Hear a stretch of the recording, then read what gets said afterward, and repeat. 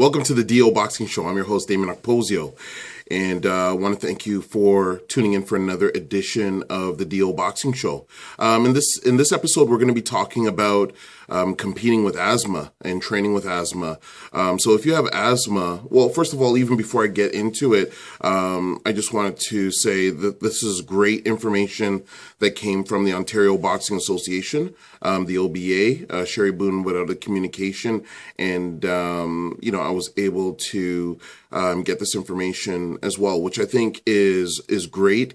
And if this is what holds true as a rule. So the Ontario Boxing Association has put it out, but if you're competing with Boxing Ontario, make sure you double check with them to see that rule still holds true. Or if you're competing anywhere in Canada, just make sure you check with your association to make sure that the information that you're getting is consistent with your organization.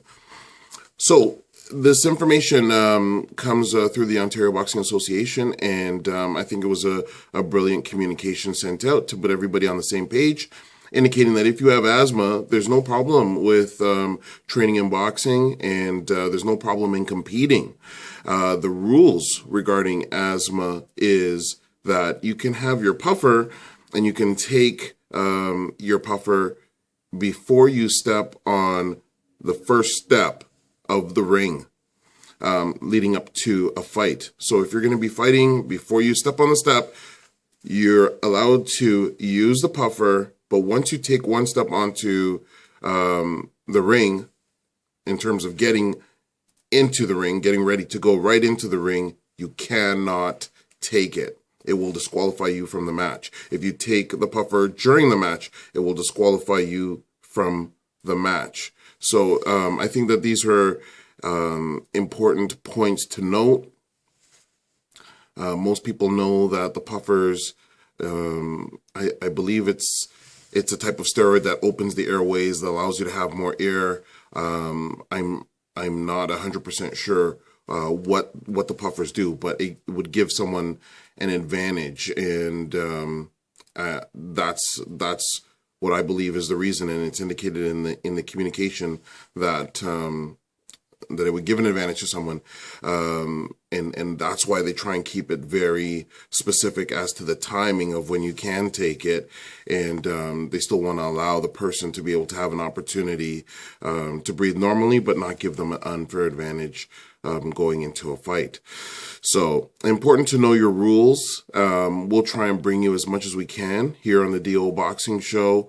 If I can get rules, the rules should be pretty uniform right across the country, but I will try and bring to you as much as I can, because I think it's important. When I competed, I didn't really know a lot of the rules, when it came to fighting, and you kind of learn along the way, as a lot of fighters do, when you start getting called on stuff and you're wondering what's happening in the actual fight. So we'll try and bring that to you here at the DO Boxing Show, and want to thank you for tuning in to another episode. Remember, you can ask us questions about anything related to boxing just by sending us a message through Twitter at DOKPOSIO, or through email at okposio@hotmail.com.